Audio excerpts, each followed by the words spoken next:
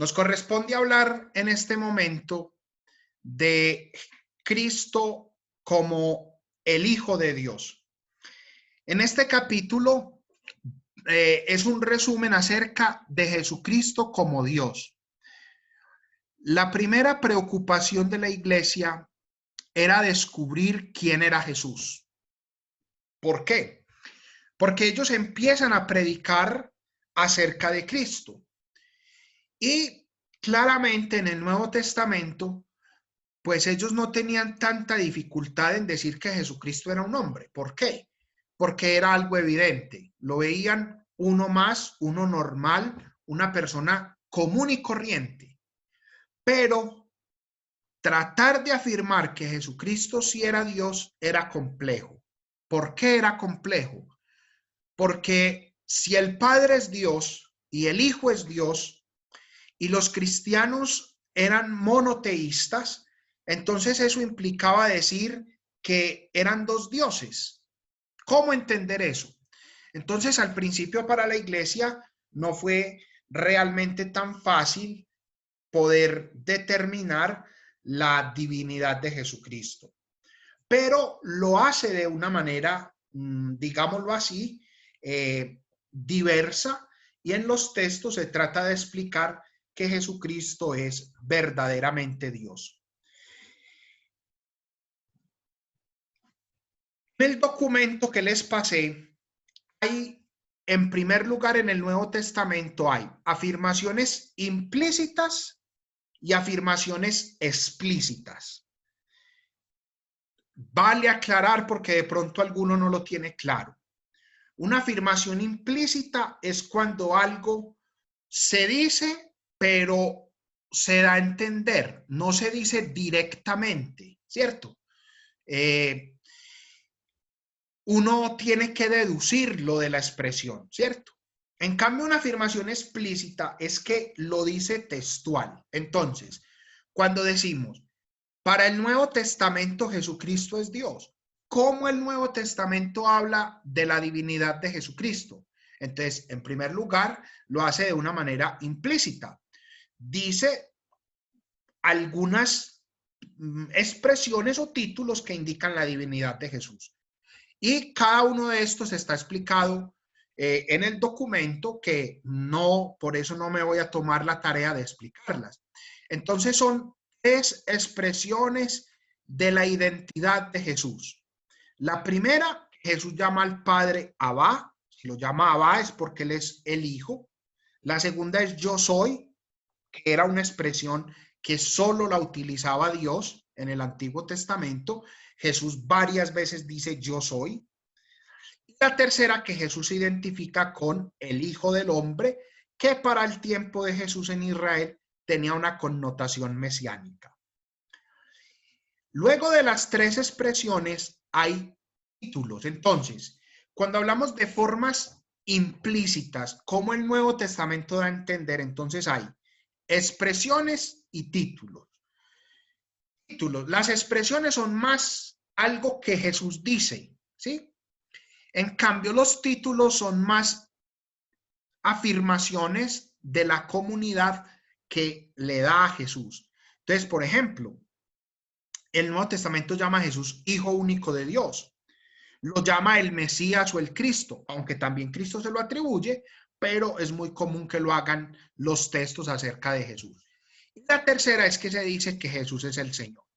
Es el Hijo único de Dios, es porque no es igual a como cuando yo digo yo soy hijo de Dios. Cuando se dice hijo único de Dios, lo está diciendo en modo real. O sea, hijo único, entonces es diferente a los demás hombres. Mesías, porque el Mesías tenía una connotación también de una promesa divina. Y es el Señor, porque Señor era un título que solo se le daba a Dios. Esas son las formas implícitas como el Nuevo Testamento afirma que Jesucristo es Dios. Luego el Nuevo Testamento tiene, y esto es lo más importante, unos textos que afirman textualmente que Jesucristo es Dios. Recordemos un detalle a partir del artículo de Karl Rahner, Teos en el Nuevo Testamento. casi todas las veces que la expresión teos en griego, que significa Dios, en el Nuevo Testamento casi todas las veces se le aplica al Padre, ¿sí? Al Hijo solamente en estos textos que están a continuación, y al Espíritu Santo cero. O sea, nunca la expresión Dios se le aplica al Espíritu Santo. Alguien me puede decir, pero se dice Espíritu de Dios. Exactamente, pero Espíritu de Dios no significa decir explícitamente que el Espíritu es Dios. Podría ser una afirmación implícita, pero cuando yo digo Espíritu de Dios, no estoy diciendo que el Espíritu es Dios. Un ejemplo muy simple. Si yo digo botella de John Jairo, yo estoy diciendo que la botella es John Jairo. No, estoy diciendo que la botella es de John Jairo. Cuando yo digo Espíritu de Dios, estoy diciendo que el Espíritu es de Dios. No significa eso decir que el Espíritu es Dios. Entonces, para que tengamos eso en cuenta. Entonces, casi siempre que el Nuevo Testamento habla de Dios, lo hace del Padre. Del Hijo, solo estos textos. Y del Espíritu Santo, nunca. Nunca lo dice. Entonces, miremos cuáles son estos textos. Romanos 9:5, Tito 2:13, Juan 1, versículo 1, y luego en el versículo 14 lo reafirma, Juan 20:28 y primera de Juan 5:20. Y hay un texto que, como yo les mostré ahí en la exégesis, lo consulté, lo busqué bien para hacerles el documento, Hebreos 1:8, algunos autores dicen que sí habla de Jesús, otros dicen que no está hablando de Jesús. Pero entonces, dejamos como en intermedio el de Hebreos, pero esos otros 5 textos sí hablan explícitamente de que Jesucristo es Dios. Los tienen en el documento y en el documento están claramente explicados. Entonces, el Nuevo Testamento dice textualmente que Jesucristo es Dios. Muy poco, pero sí lo dice. Muy poco, pero sí lo dice. Entonces, ahí están. Esto yo creo que es relevante.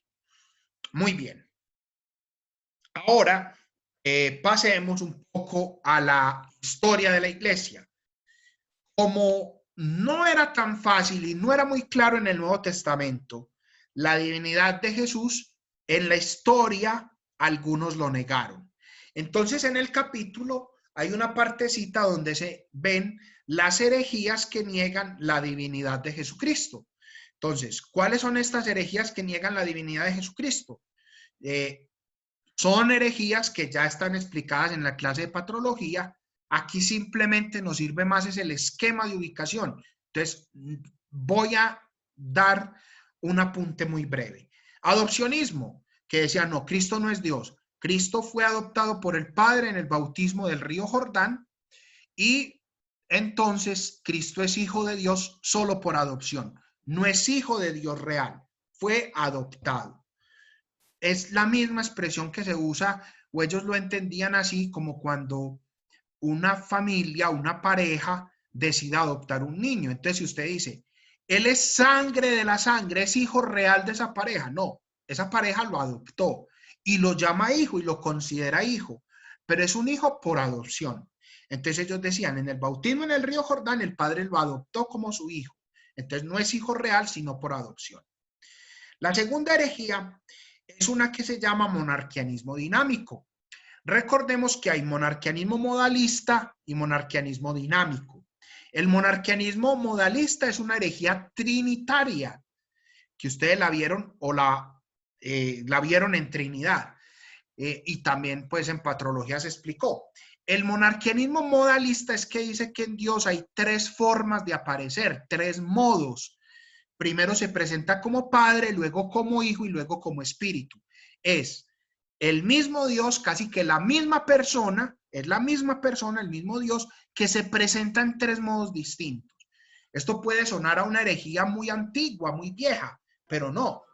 Hoy hay pentecostales trinitarios que afirman exactamente lo mismo, que Dios es una persona que se presenta en tres modos distintos, como si fuera una película, una película, perdón, que tiene tres escenas, pero es el mismo protagonista. Luego se presenta primero como padre, luego como hijo y luego como espíritu. Pero repito, eso es una herejía trinitaria. En cambio, el monarquianismo dinámico es una herejía trinitaria, pero al establecer una jerarquía en la Trinidad, termina afectando al Hijo y al Espíritu. Entonces también se convierte en herejía neumatológica, porque dice que el Espíritu Santo es menor, y en una herejía cristológica, porque dice que hay una jerarquía en la Trinidad. El Padre está arriba y luego viene el Hijo. Entonces el Hijo está por debajo del Padre, el Hijo es inferior, el Hijo no es igual al Padre.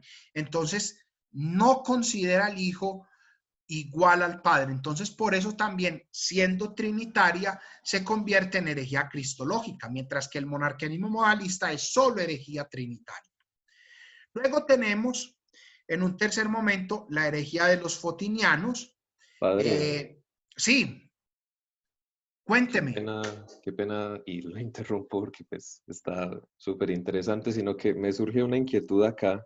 Pues yo sé que puede ser algo muy insignificante, pero simplemente por preguntar si el arrianismo entonces se basó de esta, o eso eran o no eran contemporáneas, o cómo fue la cosa. Miren, las herejías siempre se reproducen y en la historia la herejía va avanzando. Las dos herejías básicas de la historia de la iglesia son las mismas de los dos primeros siglos. El docetismo que avanza y el adopcionismo que avanza. El docetismo avanza en no afirmar que Jesucristo es plenamente hombre. Cuesta afirmar que es plenamente hombre. El adopcionismo avanza en la historia y cuesta afirmar que Cristo es plenamente Dios. Entonces, como el arrianismo es una herejía que afecta a la divinidad de Jesucristo, claramente y es evidente que eso se ve en precisamente lo que les estaba diciendo, en que el arrianismo se basa en el adopcionismo. Eso es claro, Cristian. O sea, ese aporte es muy bueno porque es así.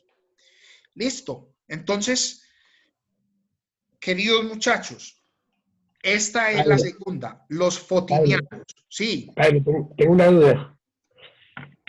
sí, señor. Es que me quedó una duda de atrás cuando el padre decía que dice que el Espíritu Santo no está, no se dice explícitamente como Dios. Entonces, cuando se habla de la Santísima Trinidad como tres personas y un solo Dios, ¿no quedaría implícitamente el Espíritu Santo como Dios? Toño, en la iglesia afirma que el Espíritu Santo es Dios, pero recuerde que lo estábamos viendo en el Nuevo Testamento. Y la afirmación, tres personas distintas, un solo Dios verdadero, no es del Nuevo Testamento, es del primer concilio de Constantinopla. Entonces, yo me hago referencia, no, yo no estoy diciendo que el Espíritu Santo no sea Dios, ¿qué tal? Sería un hereje, no, el Espíritu Santo sí es Dios. Y hay forma como el credo afirma que el Espíritu Santo es Dios. Y yo, claro, son tres personas. Lo que estoy diciendo es en el Nuevo Testamento, ¿sí? Sí, O sea, en el Nuevo Testamento no hay una sola afirmación explícita de que el Espíritu Santo es Dios. Hay formas que lo da a entender. En cambio de Jesús hay afirmaciones implícitas y explícitas. Y del Padre casi todas son afirmaciones explícitas, ¿sí? O sea, del Hijo hay implícitas y explícitas. Del Padre hay implícitas y explícitas. Pero la mayoría son explícitas. En cambio de Jesucristo, la mayoría son implícitas. Y del Espíritu, todas son implícitas. No hay una sola explícita. ¿Queda claro, Padre, Toñito? Sí, padre, le agradezco mucho la aclaración, padre. Perfecto. padre, Sí, señor. padre, entonces cuando por allá en el mandato misionero Jesús manda a los apóstoles a que bauticen en el nombre del Padre, del Hijo y del Espíritu Santo, no hay como una equiparación ahí entre las tres personas de la divinidad. Pero mire como usted me lo pregunta, equiparación, es decir, es una afirmación implícita. Ah, bueno. Ahí no se dice que bauticen en el nombre del Padre que es Dios, del Hijo que es Dios y del Espíritu Santo que es Dios. Por eso digo afirmaciones explícitas. ¿Listo? Bueno, muy bien. Entonces, la segunda son los fotinianos. ¿Qué decía el documento claramente de los fotinianos? Es una herejía que decía que antes de la encarnación Jesús no era hijo y Dios era Padre y Verbo. O sea, ellos dicen que es en la encarnación cuando Jesucristo empieza a ser hijo. Es una derivación del adopcionismo, claro está. Luego están los arrianismos, ¿sí? Claro está, el arrianismo es la herejía que afirma que el Hijo es menor que el Padre. Nunca Arrio negó la divinidad de Jesucristo, explícitamente hablando. Implícitamente sí, porque no afirma la plena divinidad de Jesús. Y los otros arrianismos se derivan de lo que Arrio decía. Bueno, muchachos, entonces creo que para la próxima les voy a mandar un nuevo enlace. Entonces estén pendientes en el correo y en el WhatsApp para que terminemos con el neoadopcionismo que está explicado ahí. Es una herejía medieval y empezaríamos